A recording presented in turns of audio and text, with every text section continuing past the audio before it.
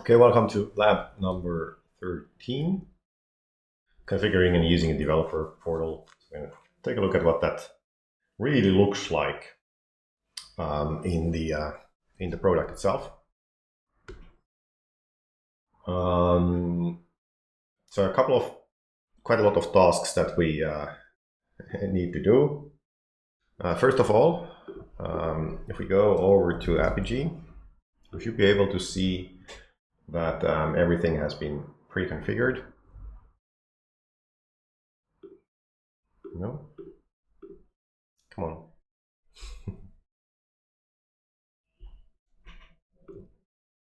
There we go. We have all of the proxies in place.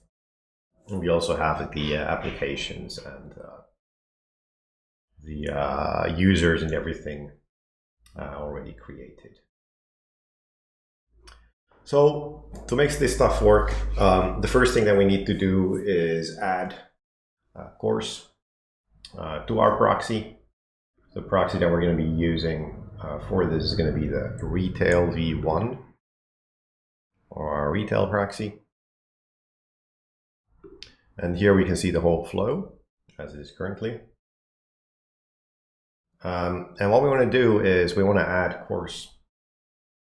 So this needs to be done in the pre-flow because it has to do with every single request. We're going to add a poly step here. Create a new policy course.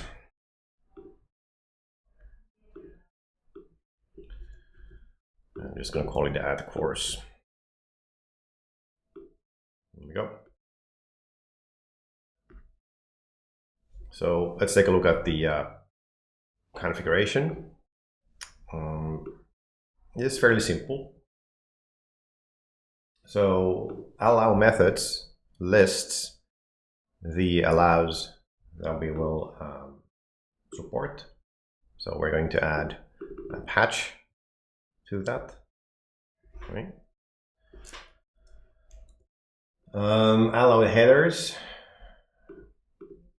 is a list over a standard list over there. What we want to do is this. It's just copy pasting it from the instructions, so no real knowledge here.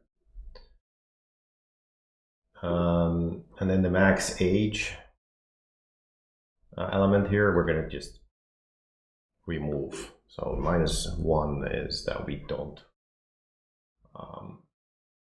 want the browser to cache the course response. This is good for development as you make changes to this, so then the browser caching doesn't affect how you're working.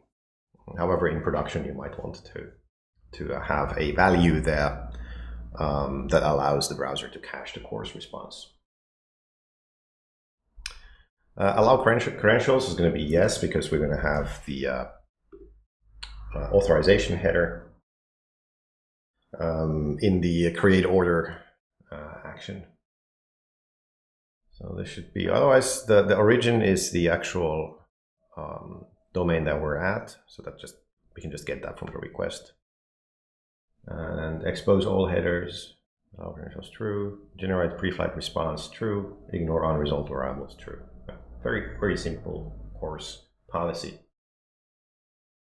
Okay, so now that that's done, we need to make sure that we run this course thingy first, right? Because we're making sure that our API can be called in the first place.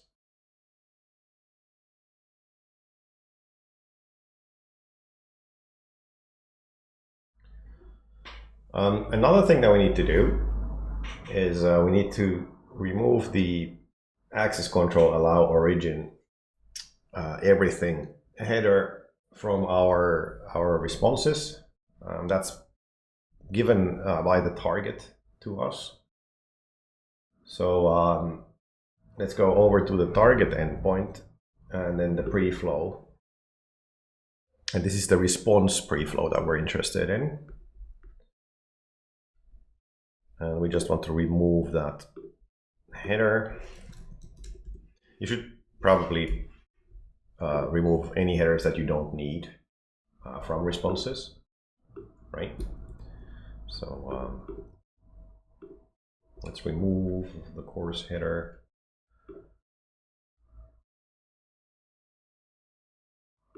There we go. Now, this is a fairly simple policy. I'm just going to paste in.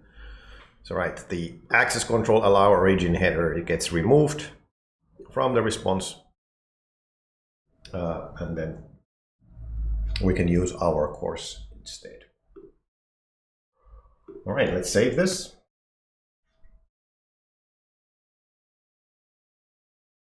Oops.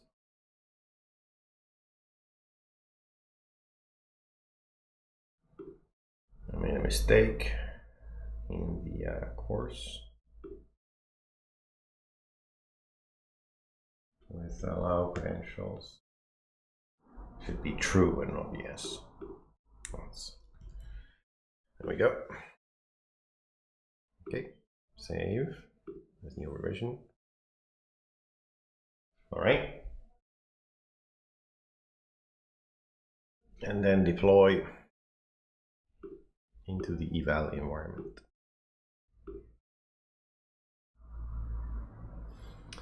Okay, so then let's create the developer portal. It should be down here somewhere. Here, portals.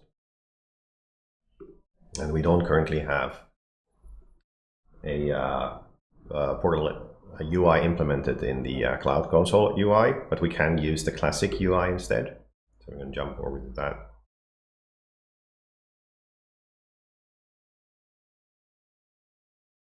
All right. So there aren't currently any portals. So let's get started. Let's create a name for the portal. Let's call it retail for the API.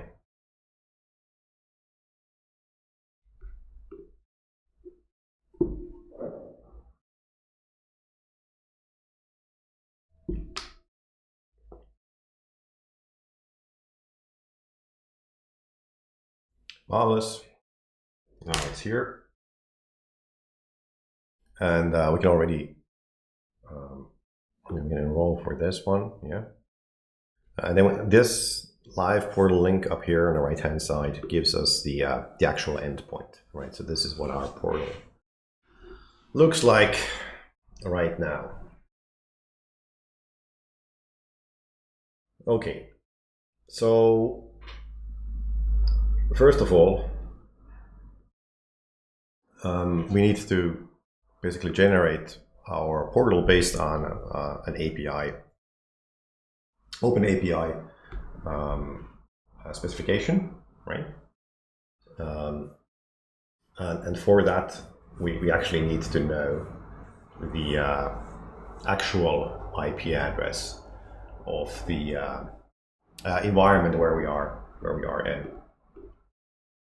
And to do that, there's a little bit of a trick.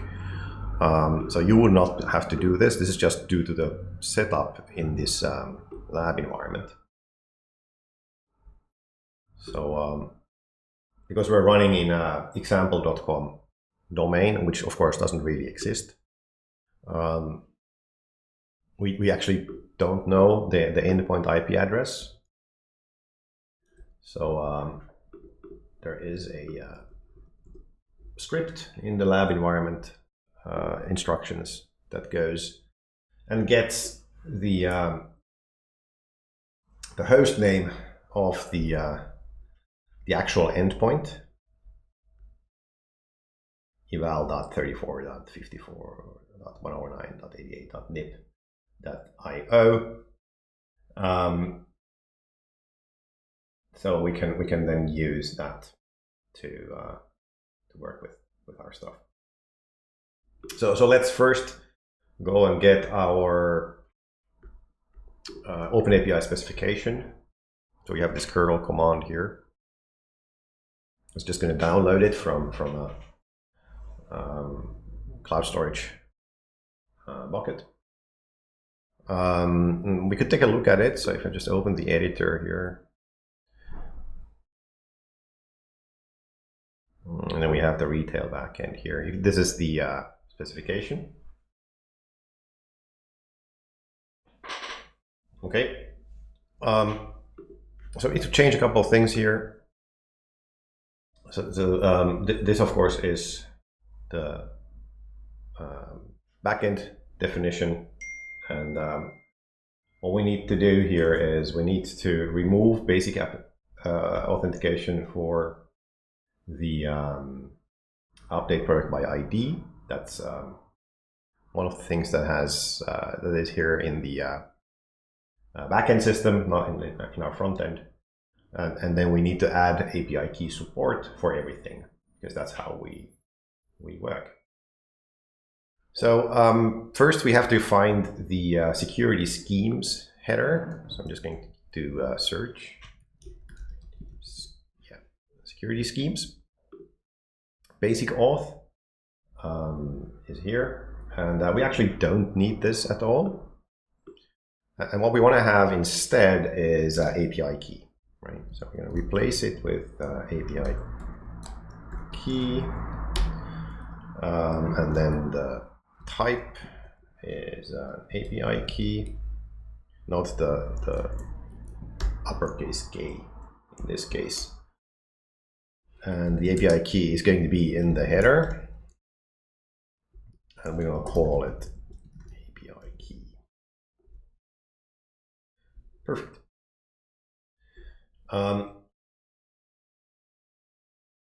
Then we need to find the basic auth call.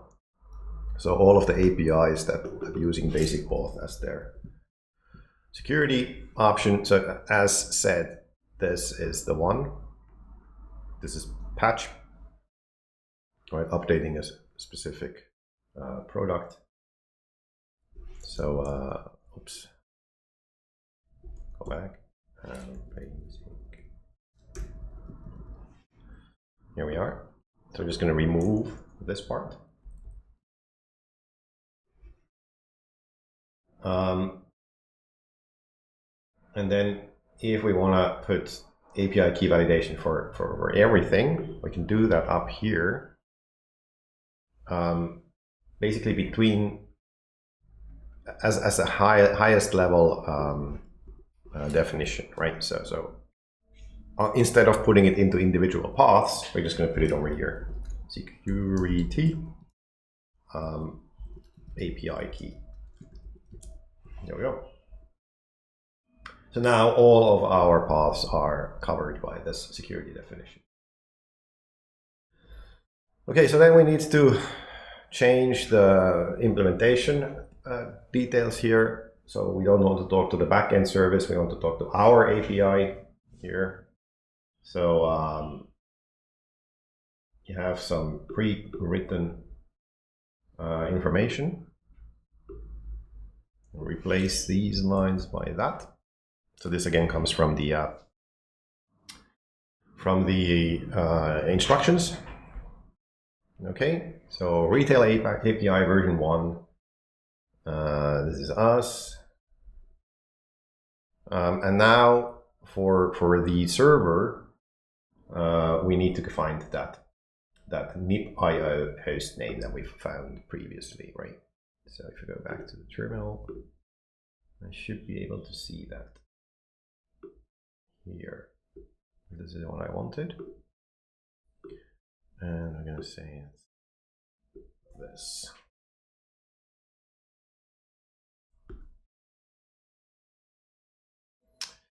Okay, this should be it. So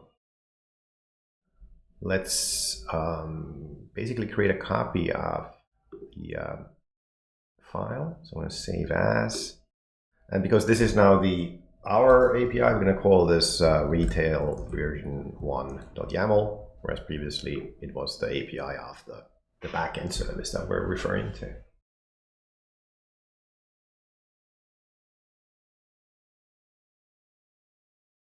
Okay, another thing that we could do now is actually download this file. Not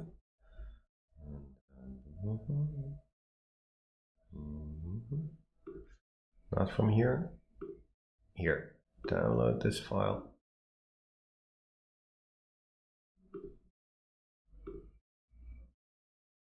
Retail v1. Okay, now it's on our machine.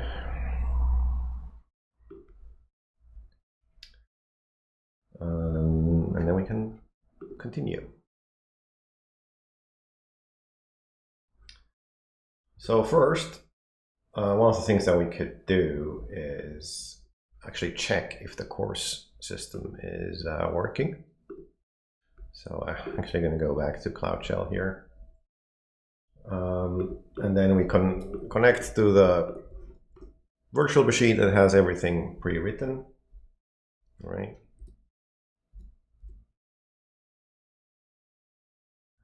And then again, we're going to get the API key next.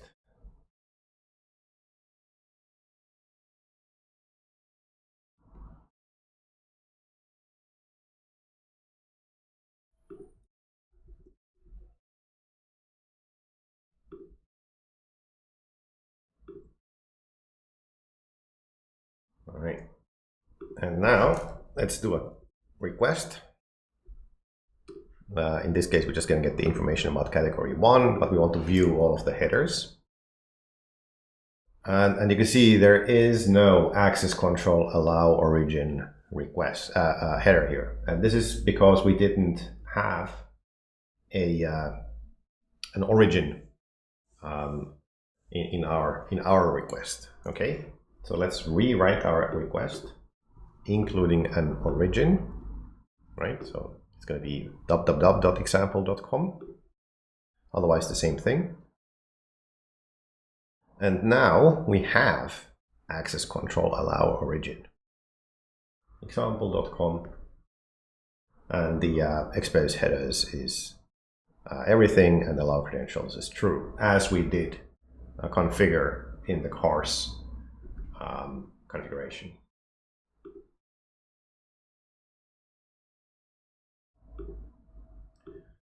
Let's make a pre-flight request as well with a origin, and then here we have access control request method patch, headers accept content type API key. We're sending those. And it still is working correctly. So it is allowing the methods that we have defined as well as the headers that we have defined, and it gives us the information to always do a pre-flight.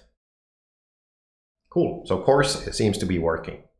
So next up, let's create our API catalog over here. And then we need to add. So we want the retail full access API product.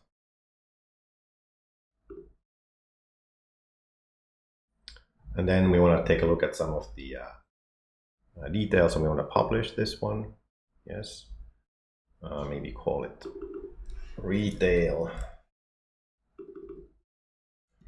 API version 1, and visibility public.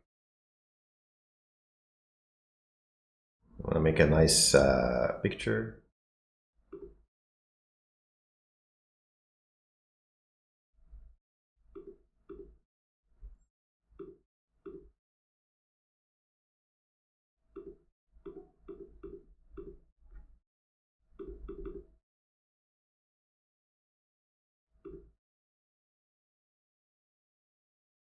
Then API documentation, we have an open API document. That's the one that we just downloaded.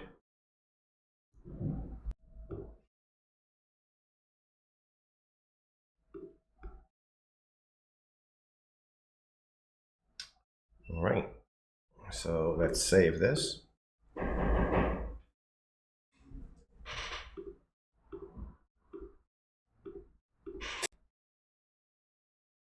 All right, so next up, let's take a look at how we can use the API from the developer portal. So we're first going to start a proxy debug session.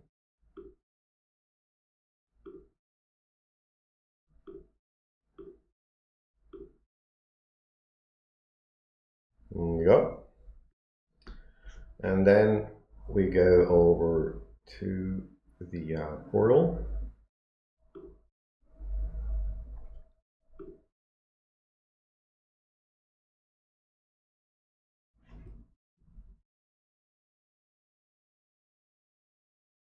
Here is our nice looking retail API. We authorize this, basically gets the API key. And we had that over here.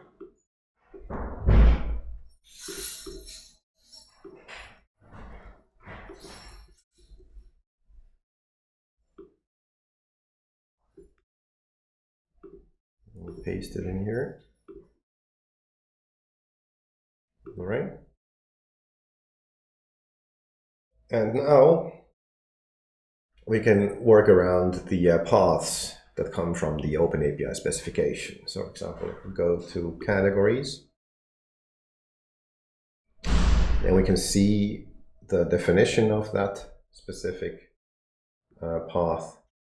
And then on the right-hand side, we have this execute command over here. And that gives us back the result from the API. Similarly for products, we get the products.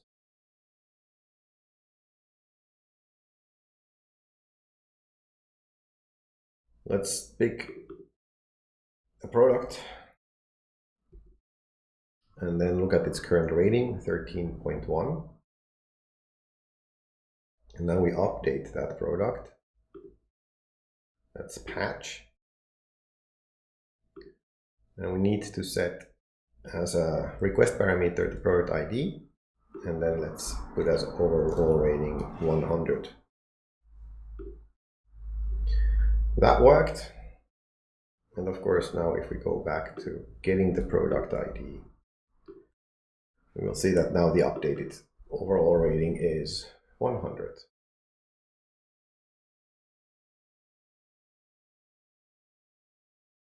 Let's take a look at the debug stuff over here.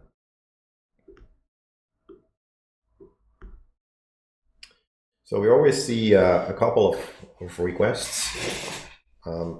Here is the original get to the categories path, but that was actually preceded by an options, right? So this is the course request. That is then followed by the actual get request. They're just in a little bit, they're so close together that they're in the wrong order here, but here they're correct. So first the products and then the get, and then here the pre-flight for updating a product, and then the actual patch.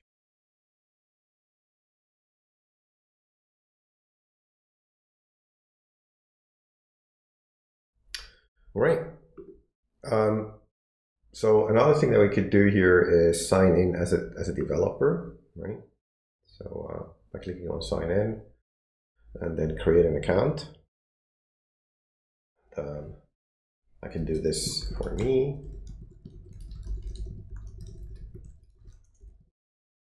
Then I'm going to make it a password.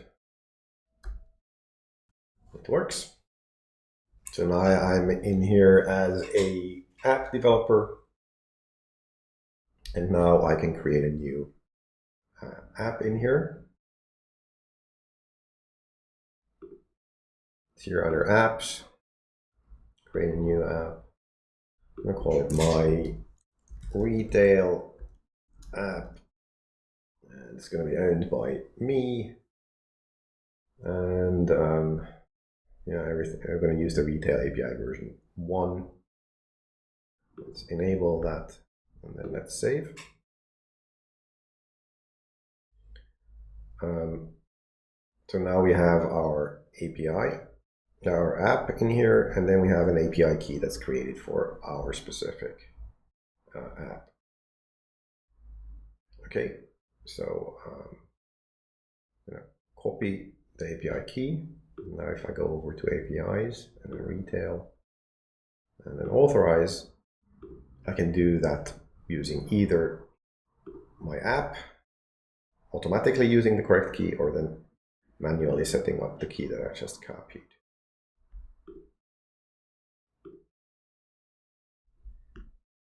Okay, and then we can again use the API, right? If I remove the authorization, I try to run any of these commands, it's gonna give us a 401. And all of this is also reflected over here, right? So we have developers here. There's a new developer, that's me. We have a new app over here, my retail app that I just created. And all of the API keys are created here. And we could see all of that stuff happening in the debug logs as well. So that's it for this lab, the final lab of the course. Thanks a lot for listening to me, and see you in your next course. Till then.